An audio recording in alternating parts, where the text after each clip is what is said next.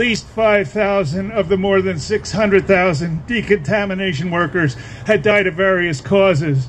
Notice they don't say from radiation, just various causes, downplaying the issue. In 1995, the National Committee for Radiation Protection of the Ukrainian population determined that 5,722 of these workers had died. On top of this, roughly 100 plant personnel, Pripyat residents, local farmers, coal miners, and officials were killed in the immediate aftermath. These figures do not include the deaths among Pripyat evacuees, about which they said accurate information is very difficult to obtain. On the other hand, a 2003 Greenpeace study asserts that the most recent published figures indicate that in Belarus, Russia, and Ukraine alone, the accident could have resulted in an estimated 200,000 additional deaths.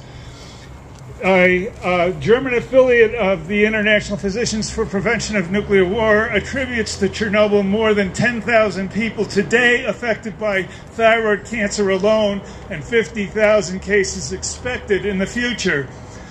A report published online by the New York Academy of Sciences claims 985,000 deaths as a result of the radioactivity released in Russia, Belarus, and Ukraine, and possible additional deaths through countries that experienced the cloud of radiation around Europe. So what is it, 27 dead or 1 million dead? And how many Down syndromes, how many other birth defects, heart disease cases, and even cured cancers? We will never know, because it is hard to separate out Chernobyl effects from other exposures to modern chemistry. I've tried hard to understand the literature. There's a Greek salad of standards and measurements and disagreements. Here is a list: rad and gray, which I already mentioned in talking about my friend Yuri. A sievert, a millisievert a year, a millisievert an hour, a becquerel, a mega, giga, and terabecquerel. A rem, a safe nonlinear threshold versus a threshold linear exposure theory. Internal exposures versus external exposures, individual differences, and of course the differences between alpha, beta, and gamma radiation. There's even a theory of homeostasis that it's pretty controversial, it says that exposure is good for you because it keeps your body's cell repair system well exercised. Not to worry, they say, eat a little uranium today and you'll really be healthy.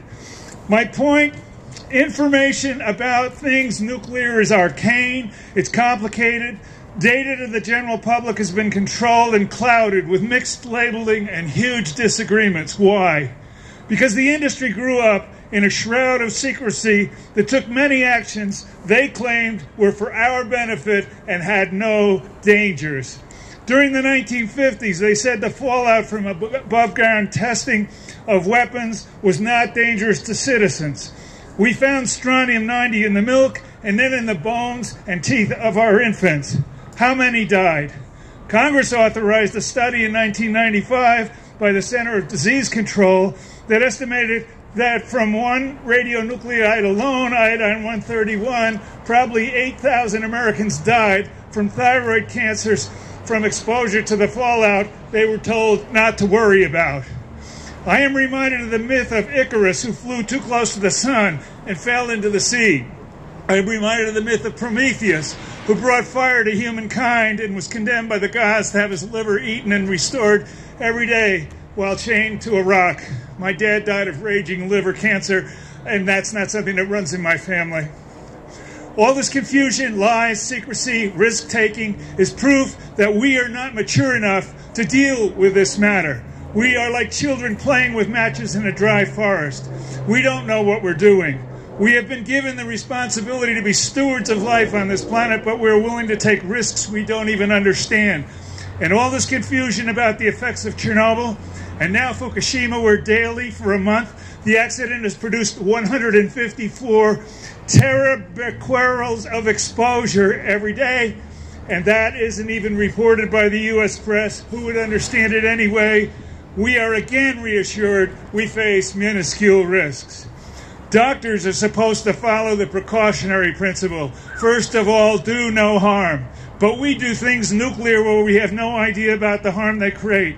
We create tons of nuclear so-called waste we haven't a clue how to safely store, and it happens to be the raw material of creating nuclear bombs.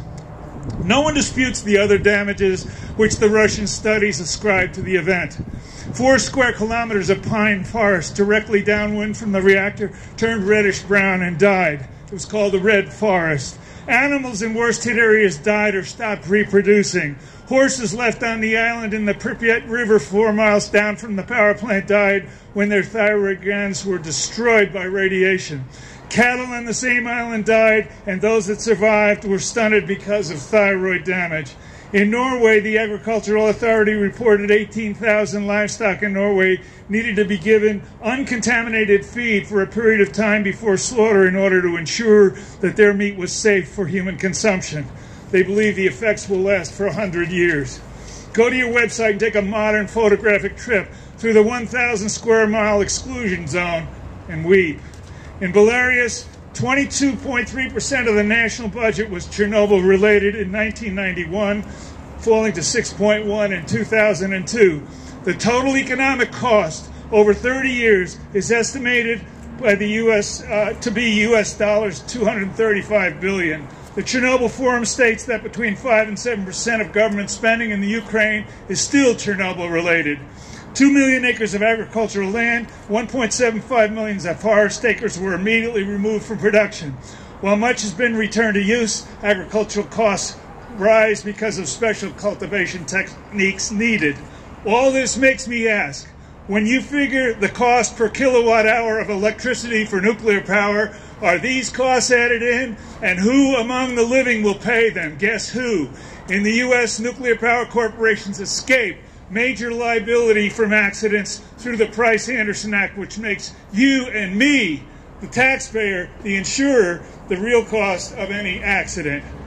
I do know that the huge plutonium released into the food chain off the coast of Japan has a 240,000-year life to be dangerous, to poison the seas and sea life. I do know that radioactive cesium in the seas off Japan, measured more than 1 million times the limit, has a 30-year half-life and will remain a factor in marine life and fishing for perhaps 300 years. I do know the nuclear power industry is interested in proving that nuclear power does no harm, or at least within acceptable risks. Are these acceptable risks? How do we know when the scientists don't even agree?